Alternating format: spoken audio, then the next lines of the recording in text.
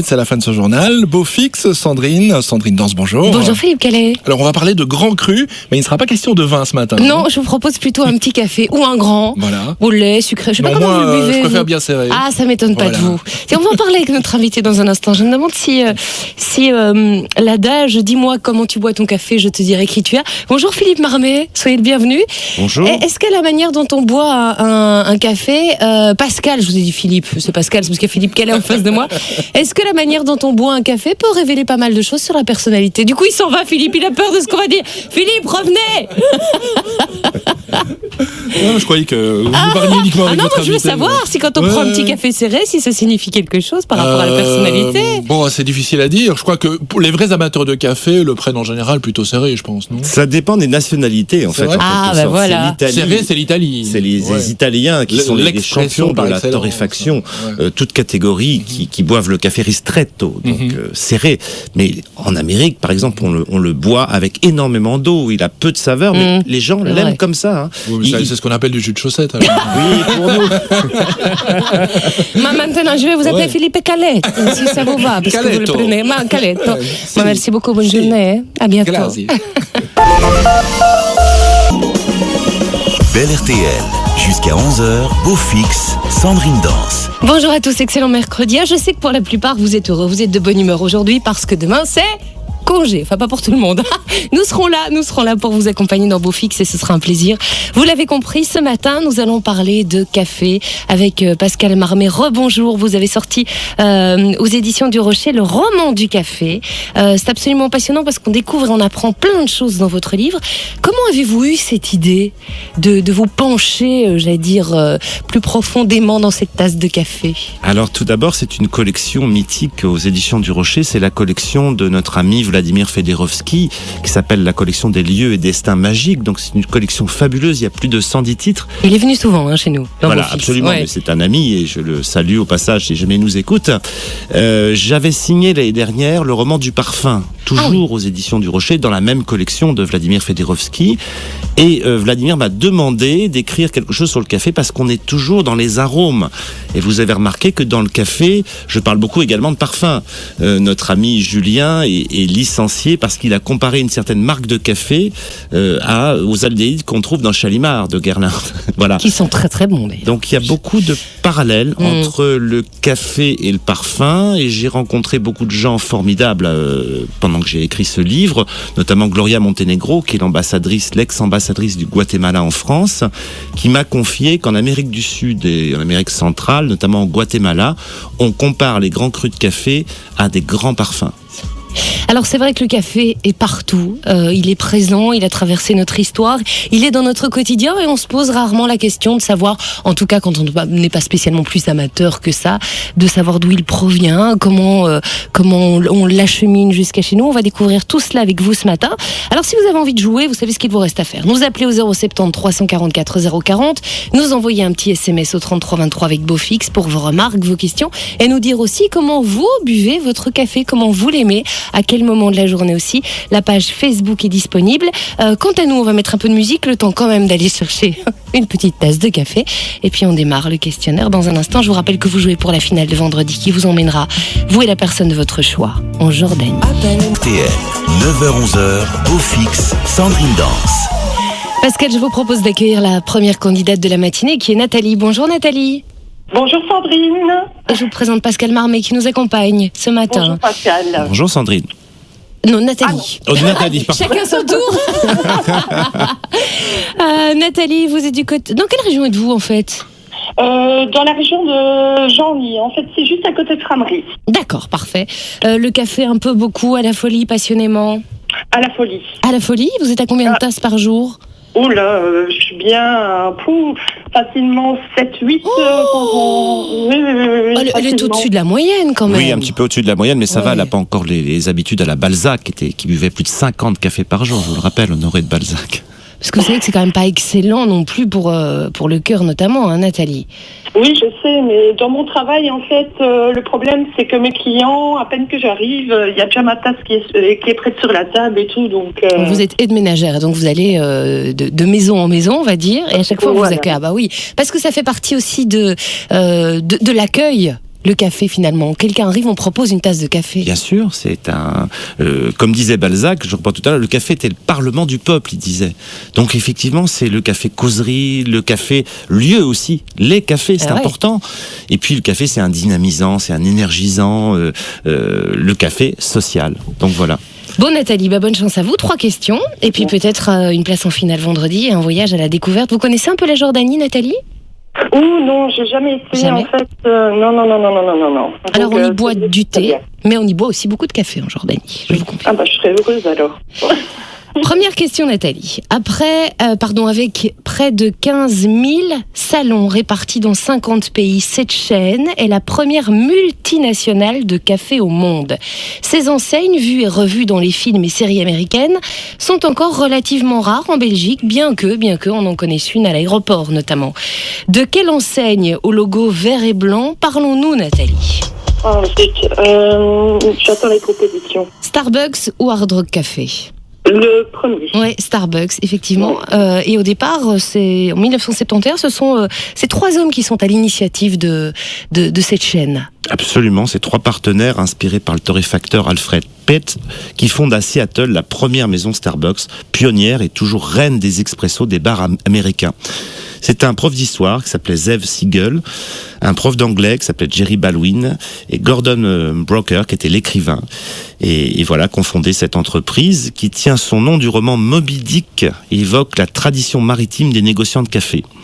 Elle possède désormais près de 15 000 salons, donc vous imaginez, c'est colossal, répartis dans 50 pays, ce qui en fait la première chaîne multinationale de café au monde. Et vous voyez le logo, Nathalie, c'est un rond vert et blanc avec une... Alors je sais pas très bien si c'est une reine ou une sirène couronnée, ça doit plutôt être une sirène. Oui, ça évoque, je dis, le transport maritime. Voilà, absolument. Avec sa couronne sur sa tête, c'est une première bonne réponse. Nathalie, voici la deuxième question.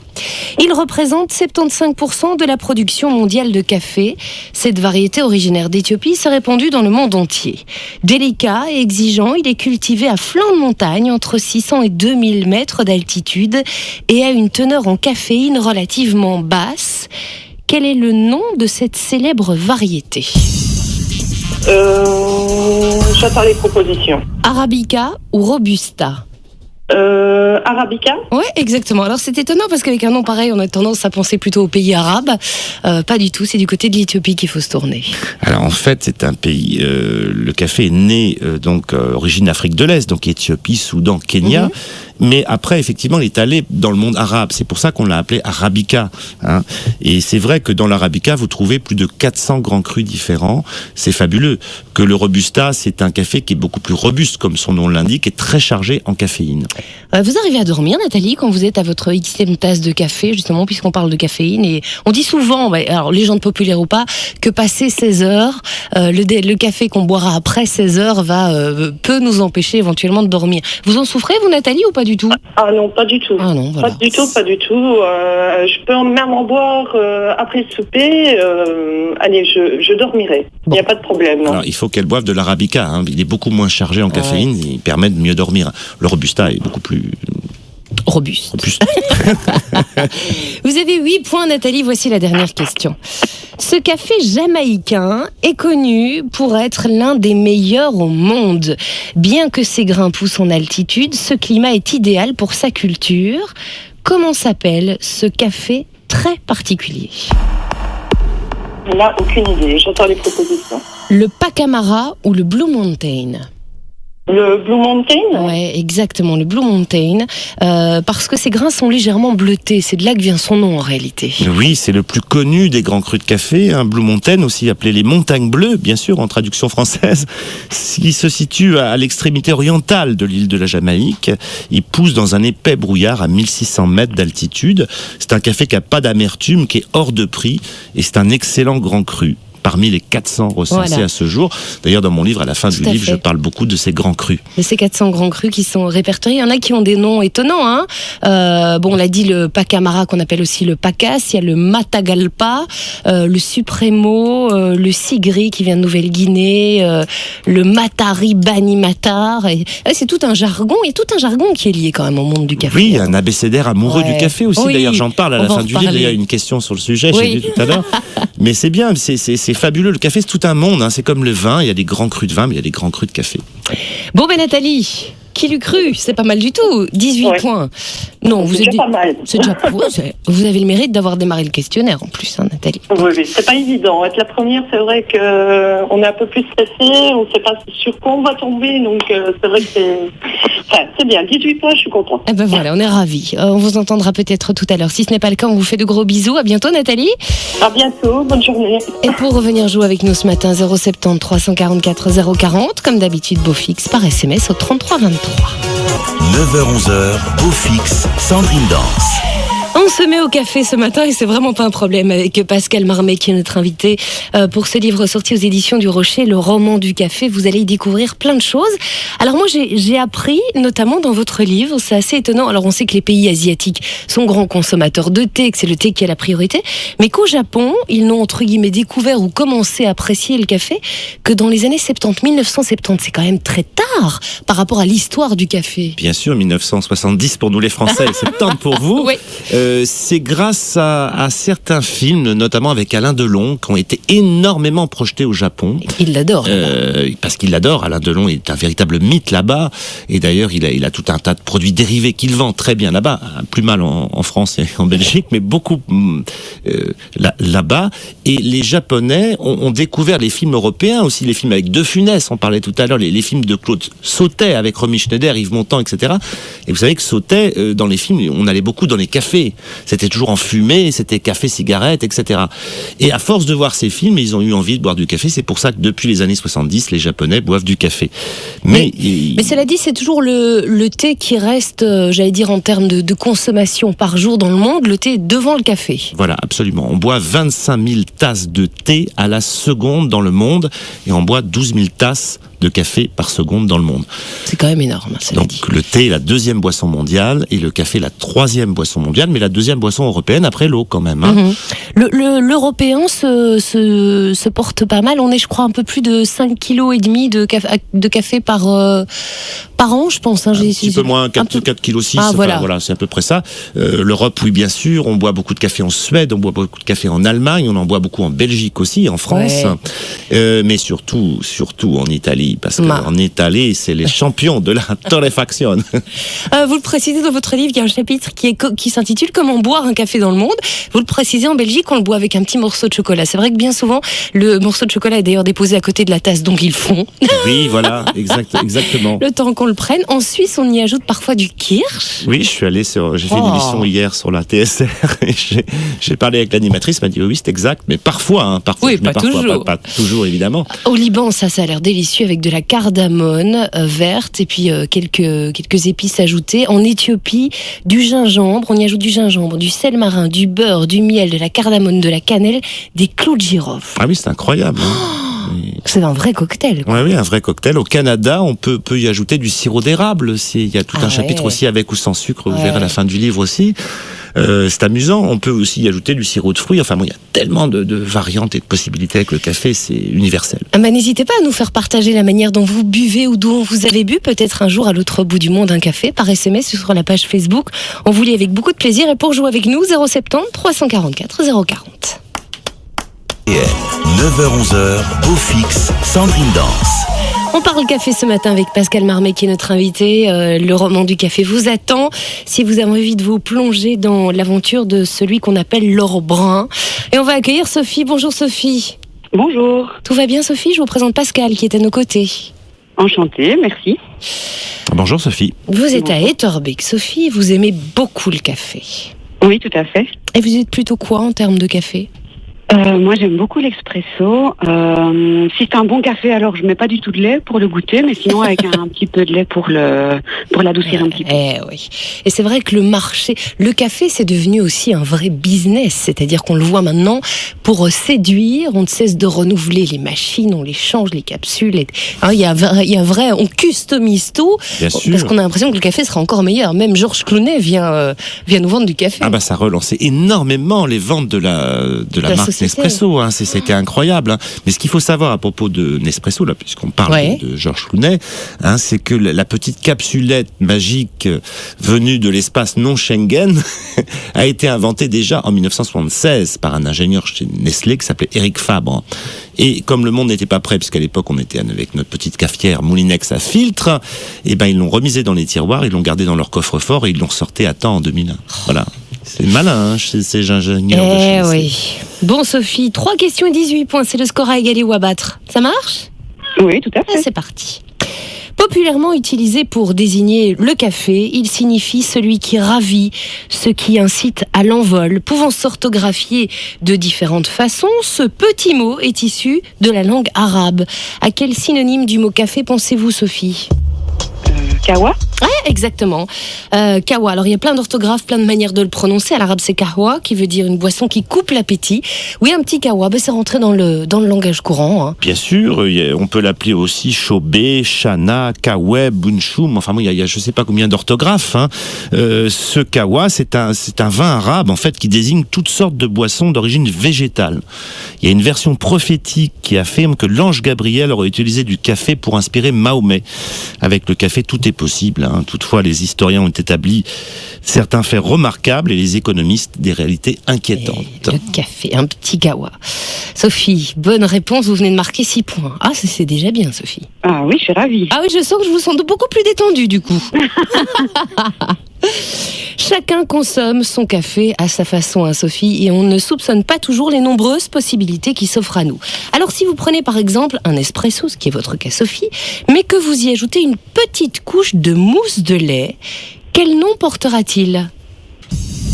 Un cappuccino ? Ah non. Non. Ah non.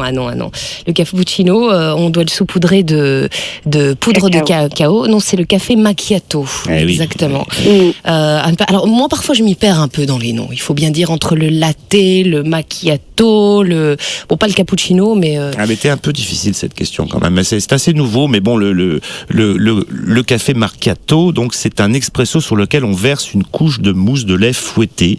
Hein, le tout est dans une tasse expresso. On peut le servir dans un verre aussi, hein, ouais. Si le verre est préchauffé, hein, de façon à ce que la couleur du café sous la couche de mousse et l'épaisseur de celle-ci soient visibles. Et le café donne son nom à son apparence tachetée. Hein. Macchiato signifie tacheté. Ah d'accord, c'est de là que ça vient. Parce qu'on on pense toujours café chaud, mais il y a les cafés froids aussi. Bien sûr, on parlait tout à l'heure du café à la glace pilée, que vous buviez en Espagne, Sandrine. Sophie, vous buvez ça de temps en temps quand il fait chaud ? Non. Non, je le préfère chaud, avec du sucre. Et chez nous, le fameux café liégeois, ça c'est encore différent. Bien sûr, et on parlait tout à l'heure, il y avait le choix aussi, il y avait le latte macchiato, c'est une boisson chaude à partir d'un expresso, uniquement du lait chaud et de la mousse de lait. Il a été créé en Italie pour que les enfants puissent boire du café. Donc vous voyez, c'est une culture qui est déjà, ils incitent les enfants à boire du café. Bon Sophie, c'est pas grave, vous avez 6 points, vous pouvez encore tenter votre chance pour rester en notre compagnie et poursuivre l'aventure si vous répondez avant les propositions. Aïe. Oui. Donc, dites quelque chose, Sophie, peu importe. Même si c'est une grosse bêtise, on fera comme si on n'avait pas entendu, mais dites-nous quelque chose. Ça marche ? Dans le monde du café, l'appellation moka n'a échappé à personne. Ce nom fut emprunté à une cité portuaire qui est le plus ancien port d'exportation pour le commerce du café. On vous demande dans quel pays se situe cette ville de Moka, M-O-K-A. Dans quel pays ? Oui. Au Yémen. Eh ben, c'est la bonne réponse. Vous le saviez, Sophie ? Oui, tout à fait. Ah, moi je l'ai découvert par contre. Très honnêtement, je ne le savais pas. Effectivement, et c'est en 1960 qu'un Hollandais a eu cette idée de se dire tiens, je vais aller jusque là, jeter un petit coup d'œil. C'était c'est pas la poule aux œufs d'or, mais les grains en or qu'il a trouvé là-bas. Ah oui, alors le Yémen, bien sûr. Hein. Moka, c'est le plus ancien port d'exploitation pour le commerce du café. Hein. On dit aussi mocha. Hein. Mais le moka est aussi une variété de café au sens noble, hein, au goût sauvage. Et on a fait un type de cuillère aussi, la cuillère à moka. Et le moka, c'est aussi un entremets à la génoise et la crème de beurre. Ah oui. Parfumé au café. Oh oui, Sophie, ça c'est bon. C'est délicieux. Oh, écoutez, vous voyez comme vous voulez. Je vous taquine. 26 points, vous avez doublé les points sur la dernière question. On embrasse Nathalie. Pour le moment, vous prenez la tête, Sophie. Tout va bien. Bon, vous connaissez la Jordanie ? Non, pas du tout. Non, Petra, l'un des plus beaux endroits au monde, Amman qui vous tend les bras avec les vols directs, enfin au départ d'Amsterdam avec la Jordanian Airlines, une des plus belles compagnies au monde. C'est un magnifique voyage, je vous fais saliver, je sais, rien n'est encore fait puisque 2 candidats vont pouvoir tenter leur chance. Peut-être à tout à l'heure Sophie, ça marche ? J'espère, oui, peut-être. Allez, bonne chance. Merci. 11h, Beau Fixe, Sandrine Danse. Pascal Marmet, notre invité ce matin pour ce livre sorti aux éditions du Rocher, Le roman du café. Alors c'est vrai qu'on a beaucoup parlé dans le questionnaire un petit peu, j'allais dire plus techniquement du café, des lieux, des endroits et un peu d'histoire aussi. Mais avant tout, comme l'indique le nom du livre, c'est un roman, c'est une histoire.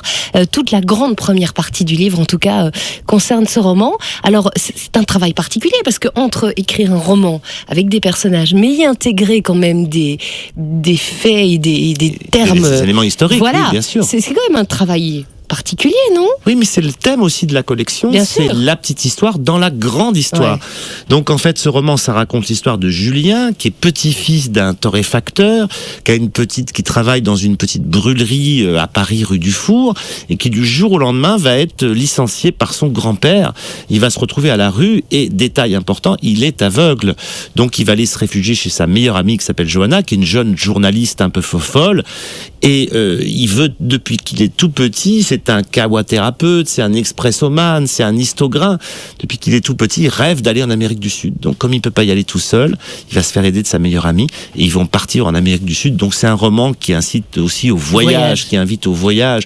Et effectivement, dans la première partie du livre, c'est un vrai roman. Et ensuite, à la fin, vous avez tout un précis. Et là, on est vraiment dans l'histoire du café, avec tout un tas de petites rubriques, les femmes et le café, comment boit-on un café dans le monde, vous le soulignez tout à l'heure. Voilà. Mais alors cette cécité dont il souffre appelle aussi justement à l'éveil des sens, parce que le café, c'est l'odeur, c'est le goût, c'est voilà. Et c'est vrai que quand on aime ou quand on veut, en tout cas apprécier quelque chose, on a tendance à fermer les yeux aussi. Voilà, absolument, absolument. Et donc notre ami Julien, comme je l'ai inventé, comme je l'ai créé, effectivement est aveugle. Et du fait de son handicap, il a des facultés gustatives et olfactives qui sont hyper développées. Donc c'est pratique pour l'histoire, pour le roman. Oui, évidemment. Le roman du café, donc à découvrir. Il est sorti au mois de janvier. Vous le disiez tout à l'heure, vous aviez fait pareil, entre guillemets, même si ça n'avait rien à voir avec le roman du parfum. Est-ce que pour vous plonger justement dans une histoire, vous plongez à fond dans les parfums, à fond dans le café Est-ce que vous vivez pleinement l'aventure dans laquelle vous êtes ? Bien sûr, absolument. C'est d'abord un travail de recherche historique et où je documente énormément, je lis énormément d'ouvrages et je rencontre des gens pour le parfum. J'avais rencontré des gens chez Guerlain, des gens de chez Dior, des gens de toute la région grassoise et tout ça, les Gallimard, les Fragonard, les Molinard, Jean-Claude Héléna, le nez de chez Hermès et tout ça. Pour le café, c'est exactement pareil. J'ai rencontré des grands torréfacteurs, Gloria Montenegro, l'ex-ambassadrice du Guatemala en France, Éric Duchossois, qui est le neveu de Pierre Verlet, à Paris, rue Saint-Honoré, des champions aussi de la torréfaction. J'ai rencontré Sébastien Lerat, qui est meilleur torréfacteur 2013 quand même, Antoine Nétien, meilleur torréfacteur 2011. Enfin, vous voyez, c'est tout un monde, c'est tout un milieu. Et c'est à découvrir. Oui, je me doute que c'est beaucoup de travail, effectivement. Et donc c'est à découvrir, c'est sorti aux éditions du Rocher. Et si vous voulez venir jouer avec nous ce matin, on vous attend avec grand plaisir, évidemment. Vous savez comment ça fonctionne. Sophie est pour le moment en tête avec 26 points. C'est donc le score à égaler ou à battre. Sandrine Danse. On rigole avec Pascal parce qu'Élodie et moi, on est toutes les deux fans de la tartine de fromage à tremper dans le café, même un bon camembert. C'est vrai que ça a un côté un peu grand-mère de faire ça. Justement, je vous confiais tout à l'heure que ma grand-mère faisait ça avec du camembert. Mais il y a longtemps. Non, mais c'est bon. Oui, c'est bon. Oui, c'est ce côté chaud-froid. C'est bon, oui, absolument. Mais café, lait, sucre, c'est indigeste. Oui. Ben, on va demander à Michel comment elle le boit, tiens, son café. Bonjour Michel. Oui, bonjour Sandrine. Soyez la bienvenue ce matin. Je vous présente Pascal qui est à nos côtés. Bonjour. Bonjour Pascal. Alors vous le buvez comment votre café, Michel ?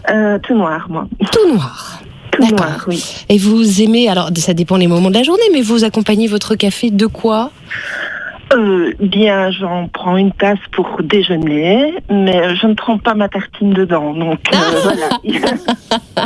Même si effectivement ce que vous expliquiez a une petite saveur de Madeleine de Proust, Oui, parce que je l'ai fait en son temps, mais maintenant plus. Donc, Et alors, ce qui est très bien aussi, c'est quand le pain est très frais et que le fromage est un peu lourd, là, il y a une partie de la tartine qui se détache et qui tombe dans la tasse. Et on doit la récupérer avec la petite cuillère. Et alors, Ou souvent, avec les les personnes. Ou avec les doigts. Et alors, les personnes qui sont autour de vous, il y en a souvent à table qui ne supportent pas ça et ça les énerve. Bah oui. Et puis alors, ça scouts et ça éclabousse et il y en a partout. Oui. Ah voilà, on se rend compte à quel point le café fait partie de notre quotidien et ce depuis tellement de temps et il nous entoure et finalement on se pose rarement la question de se dire mais tiens, qu'est-ce qu'il fait là? Comment il est arrivé dans ma vie? Est-ce que vous vous souvenez de votre première tasse de café, Michel? Écoutez, j'étais toute petite parce que je me souviens que oui, plus jeune, mes parents, ma maman m'en donnait et j'ai dû commencer par boire beaucoup de lait avec un peu de café et du sucre pour progressivement diminuer le lait et augmenter le café, puis supprimer le sucre et maintenant l'apprécier vraiment tout noir. Je n'aime plus ni lait ni sucre dedans. Donc voilà. Et vous, Pascal, vous vous souvenez de votre première tasse de café? Oui, on avait rajouté de la chicorée à mon café, mais je savais pas. Donc moi, j'avais l'impression de boire un café. En fait, je buvais de la chicorée avec très peu de café. C'était ma grand-mère, encore une fois. Non, mais elle était astucieuse. Ça donnait l'impression de boire comme les grands. Je devais avoir 5-6 ans. Oui. Bon, Michel, allez, on y va. 3 questions. Bonne chance à vous. 26 points, c'est le score à égaler ou à battre. D'accord? Oui. Avec environ 4 millions de caféiers, ce pays est le premier producteur de café au monde. 50% de la production totale vient du sud du territoire et il produit plusieurs variétés de café qu'il exporte massivement. On vous demande de quel pays aussi célèbre pour sa samba et son football nous sommes en train de parler. Je dirais le Brésil. Oui, exactement. Alors, la production a quand même énormément diminué au fur et à mesure des années. Il est toujours premier, mais il est talonné, et ça, c'est vraiment surprenant, par le Vietnam.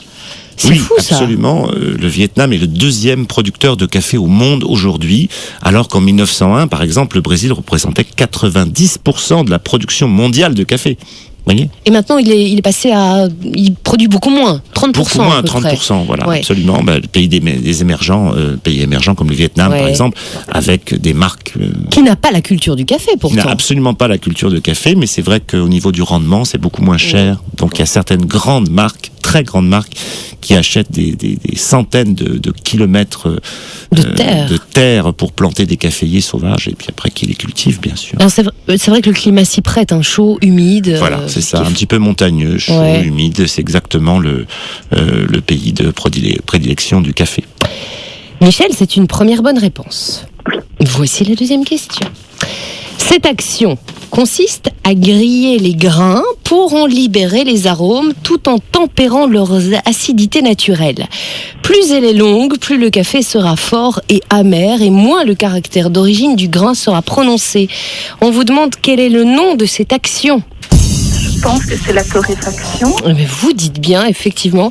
Alors on est parfois un peu perdu aussi dans tous les termes, bien que torréfaction soit quand même l'un des termes qui sortent le plus souvent, en tout cas en termes de publicité. On joue beaucoup sur ce mot-là. Oui, la torréfaction, c'est très important. C'est l'action d'exposer un aliment à un feu direct. Donc ça peut être, on peut torréfier aussi du cacao, c'est utilisé dans la fabrication de la bière aussi. Vous saviez pas ça?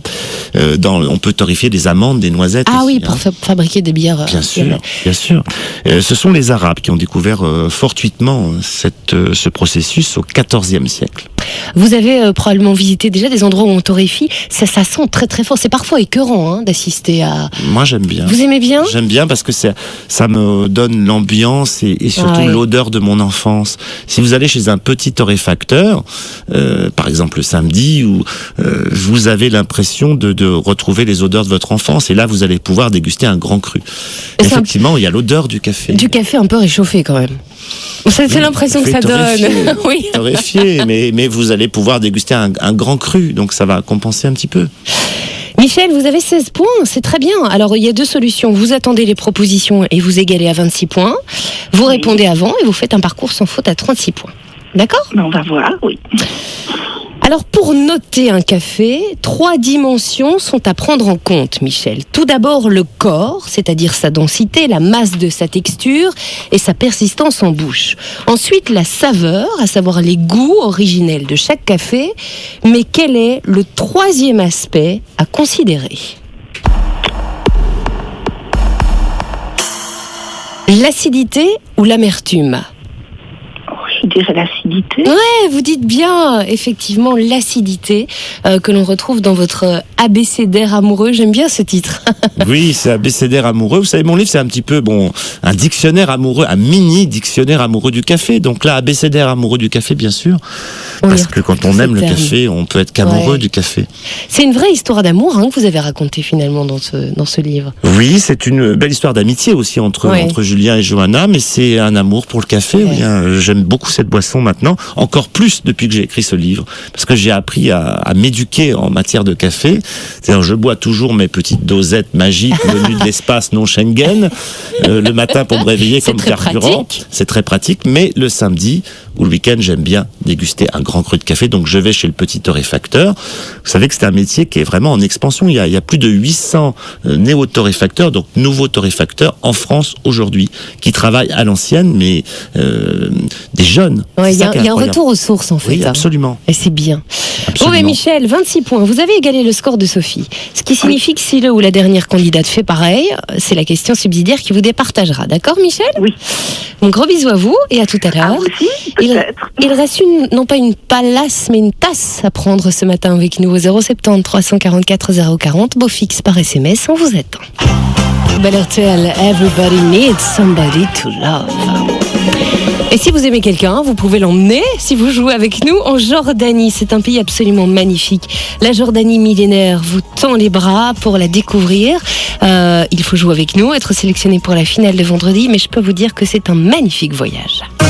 Cette semaine, dans Beaufix, Artema vous offre un voyage dont vous allez vous souvenir toute votre vie. Une semaine, 4 étoiles pour vivre les 1001 nuits. 8 jours et 7 nuits en Jordanie. Vous commencerez par Amman, la capitale, et c'est déjà tout un périple puisqu'elle fut construite sur un groupe de 7 collines. J'ai entendu plusieurs fois ce conte pour enfants. Ça lui vaut d'ailleurs le doux surnom de Rome du Moyen-Orient. Sur place, pourquoi pas une visite au musée archéologique, le temple d'Hercule ou encore le palais d'Omeyyade. Amman sera le point de départ vers les châteaux du désert par exemple, ou encore la cité gréco-romaine de Pella. Ses ruines sont nichées au pied de la montagne qui surplombe la vallée du Jourdain. Par temps clair, on aperçoit au loin les hauteurs qui surplombent le grand port israélien de Haïfa sur la Méditerranée. Une véritable beauté naturelle et un patrimoine hors du commun s'offrent à vous. Alors, qu'attendez-vous ? Du lundi au samedi, de 16 à 18h, retrouvez les grosses têtes de Philippe Bouvard sur Bel RTL.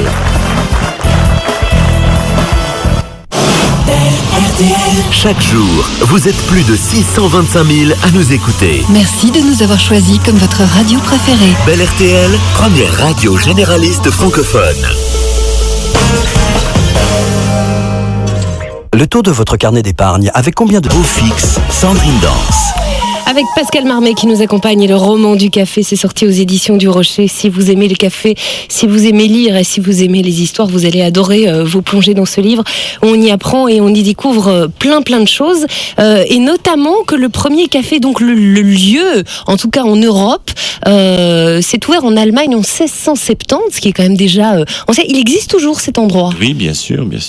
À Paris, on a eu le Procope, mais avant, il y a eu le Hope. Il y a d'autres cafés, des lieux vraiment qui sont restés mythiques. On en parlait il y a un instant en antenne, à Venise notamment. Si un jour vous allez à Venise, allez faire un tour au Café Florian.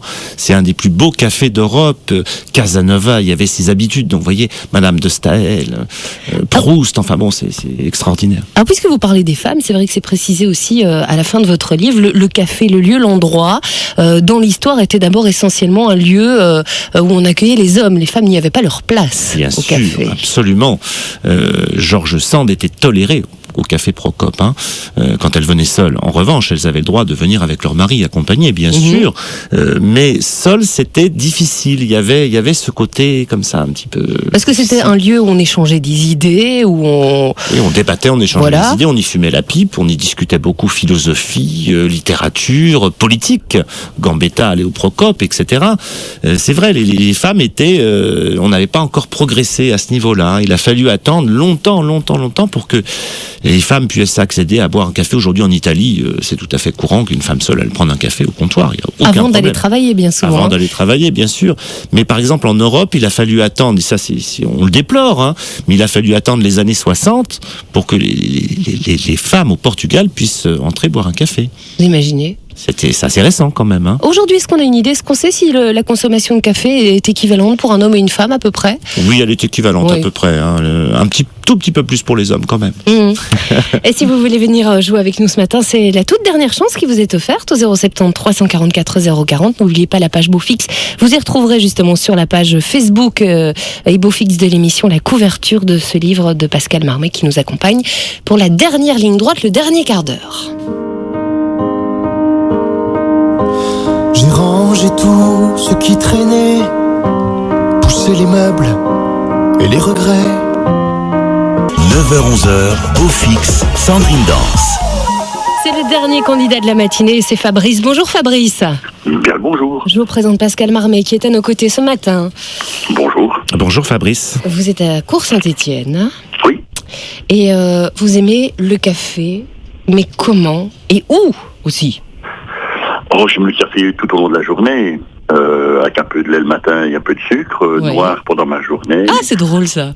Et je peux en boire jusqu'à 10-11h du soir, ça ne m'empêche absolument pas de dormir. Ah, c'est amusant que vous le buviez différemment au petit déjeuner qu'en cours de journée, tiens. Oui. Ah, c'est rare ça, parce que d'habitude on aime le café sous une certaine forme et on ne change pas ses habitudes, c'est étonnant.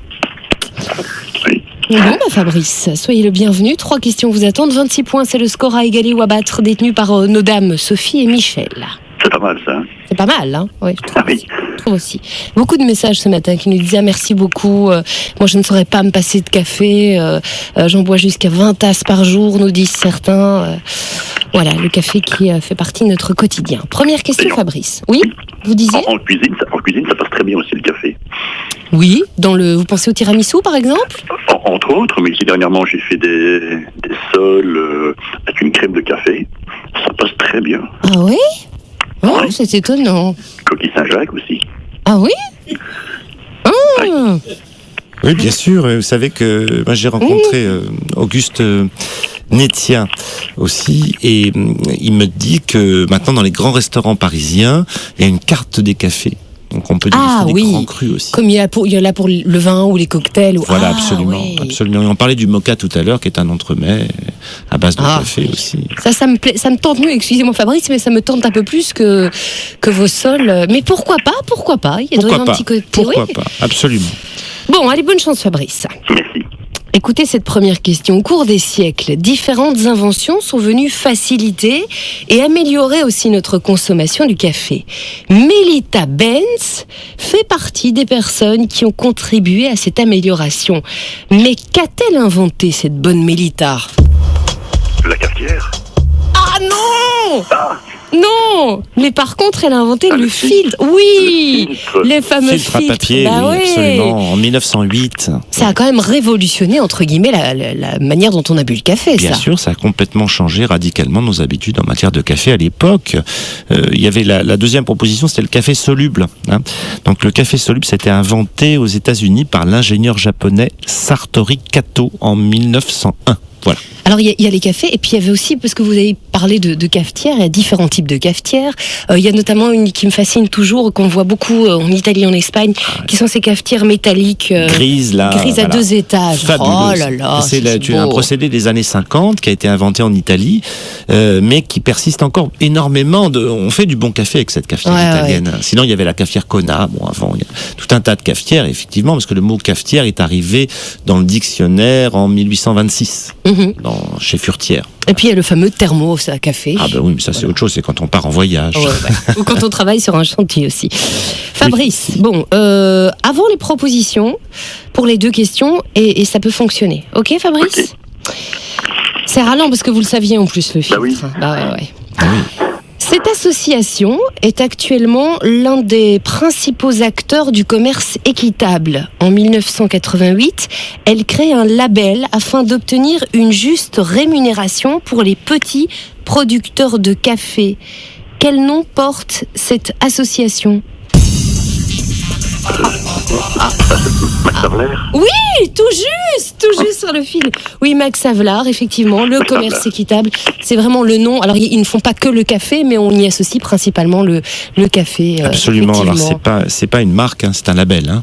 Ça a été créé en 1988, le label Fairtrade Max Havelaar, pour obtenir une juste rémunération des producteurs à l'initiative de Solidaridad, une agence de développement néerlandaise.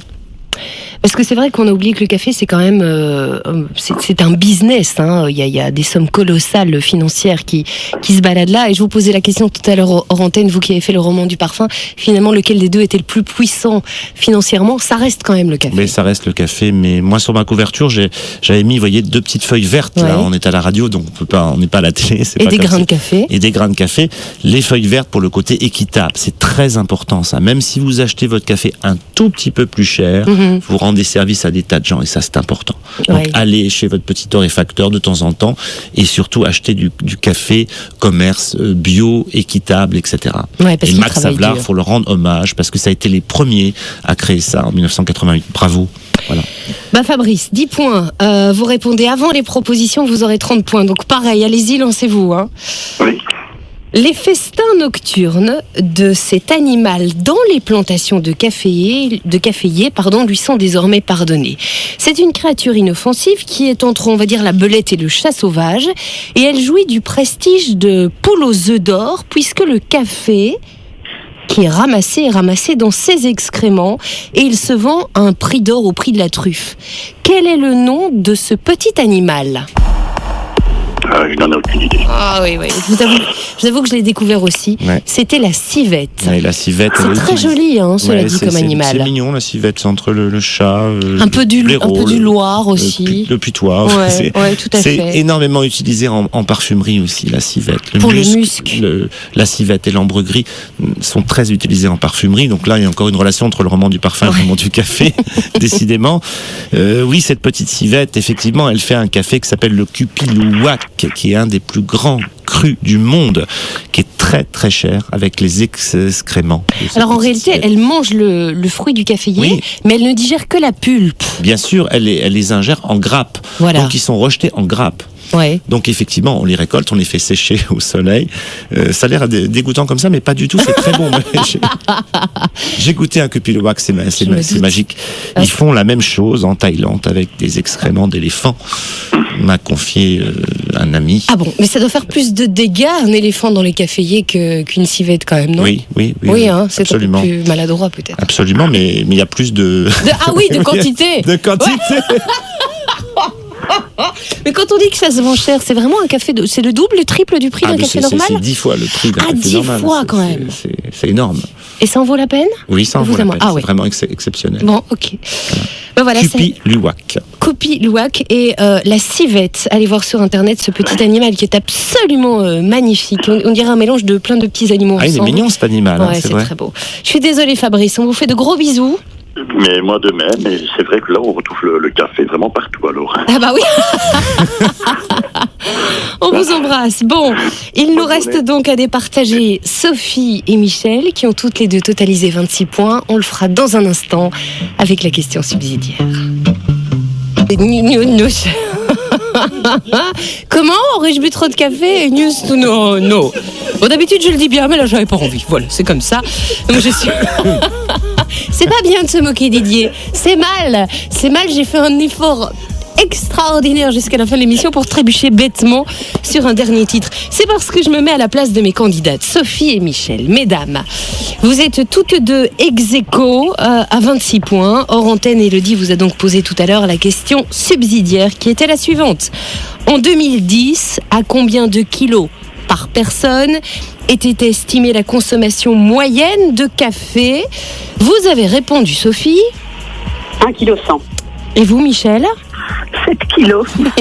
Entre très peu et beaucoup. Il faut un juste milieu, comme on dit. On en a parlé tout à l'heure. Hein. La bonne réponse, c'est 4,6 kg. Voilà, 4,6 kg. C'est donc Michel qui est la plus proche de la bonne réponse.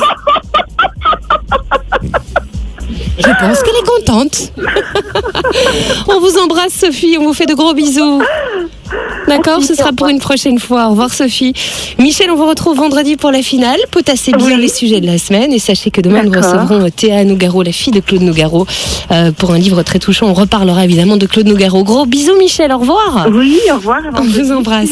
Pascal Marmé, merci beaucoup de nous avoir accompagnés ce matin. C'était un vrai plaisir, Sandrine. Je rappelle que votre livre, Le roman du café, est sorti aux éditions du Rocher et que c'est vraiment le livre à avoir sous la main quand on aime ou même quand on n'aime pas le café, parce qu'on y apprend plein de choses. Oui, voilà, c'est un vrai roman aussi. Exactement. C'est un roman double, en fait, en quelque sorte. Il est sorti fin janvier 2014, mais on le trouve partout. Et puis, il a de plus en plus de succès, donc tant mieux. Moi, je suis très heureux. Sur un petit nuage, le roman du café, voilà. Et sur un petit nuage aussi, Michael Pachen dans un instant pour le bon choix. Belle journée à tous. À demain. RTL Trafic.